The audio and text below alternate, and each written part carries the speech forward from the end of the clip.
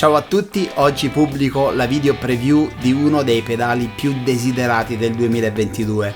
Presentato a giugno di quest'anno al NAMM Show in California, stiamo parlando del Two Notes Revolt, un simulatore analogico di amplificatore dotato di 3 canali, uno ispirato al suono del Fender Bassman, uno al crunch della Marshall Plexi e l'ultimo al suono lead della Soldano Slow 100. Andiamo a vedere com'è fatto e poi lo ascoltiamo in una breve preview. Sul pannello frontale abbiamo 2 switch di controllo. Il primo switch permette di abilitare la funzione del metodo a 4 cavi, utile se vogliamo utilizzare il pedale come preamp e connetterlo poi a un vero amplificatore. Il secondo invece è uno switch che abilita una simulazione analogica di una cassa Marshall con dei coni Celestion Vintage 30/Signature. Poi abbiamo un ingresso aux-in nel caso in cui volessimo entrare nel pedale con della musica in play da un cellulare o da un dispositivo esterno, e poi l'uscita cuffia.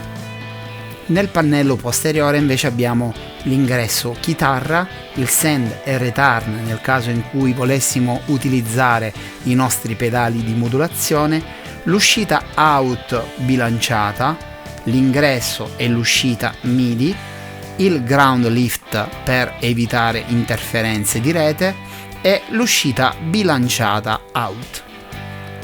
Per quanto riguarda i controlli invece abbiamo sull'American Clean gain, volume, bass e treble. Invece sui canali British Crunch e Modern Lead abbiamo gain e volume separati per i 2 canali, ma bassi, mid e treble in comune tra i 2 canali. Quest'ultimo knobs è il controllo del boost che è in comune tra tutti e 3 i canali. Per cambiare da un canale all'altro basta schiacciare il pedale, è normalissimo come tutti i pedali. Una cosa interessante è che schiacciando il pedale una seconda volta si attiva il controllo di boost che abbiamo visto prima. La dotazione comprende anche 10 Dynamic IR utilizzabili con il software Wall of Sound, che viene fornito con la licenza necessaria. In futuro, non appena sarà disponibile, sarà possibile installare Genome, il software di nuova generazione che promette ulteriori miglioramenti al suono e alla gestione. Ovviamente tutte le Dynamic IR possono essere utilizzate anche con l'IR loader di casa Two Notes chiamato Cab M.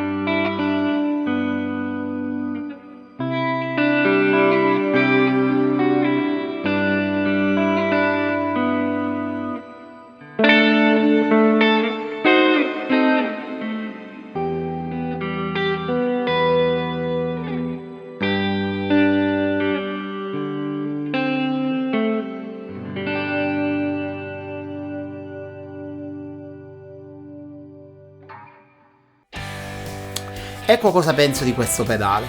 Sicuramente è un prodotto veramente interessante, ci sono molti chitarristi che amano le valvole e che non vogliono passare al digitale perché la sensazione sotto le dita non è la stessa di un amplificatore.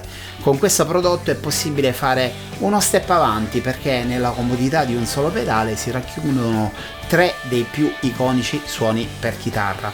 Ho apprezzato la sensazione che il pedale ti lascia sotto le dita sicuramente dato dal fatto che il pedale è interamente analogico e con latenza zero. I suoni del canale Marshall e Soldano mi sono sembrati veramente ottimi, sempre a fuoco e molto dinamici.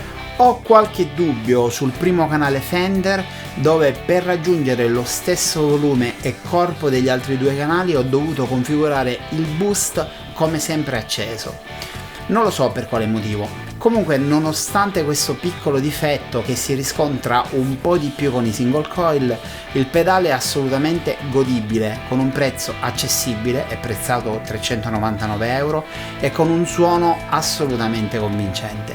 Il bundle di Dynamic IR che Two Notes riserva agli acquirenti di questo pedale espande maggiormente le sue possibilità. Ovviamente voi avete ascoltato un suono che ho fatto con la mia IR preferita, sempre di Waloco Sound, ma è possibile ottenere decine di sonorità diverse soltanto cambiando i parametri dei microfoni tra tutti quelli disponibili e i parametri delle casse, quindi vi potete sbizzarrire e creare il vostro suono come meglio preferite. Mi raccomando ragazzi, se questa video preview vi è piaciuta, vi invito prima di tutto a seguire il canale YouTube e a mettere un like e lasciare un commento al video. Vi costa soltanto un minuto, ma è molto importante per me. Se invece siete curiosi di sapere chi sono e di conoscere il mio percorso musicale, vi invito a seguirmi anche sul mio profilo Instagram. Lì pubblico giornalmente dei reels e delle storie dove spiego perché e come ho iniziato a suonare la chitarra a 40 anni. Un grande abbraccio e ci vediamo presto.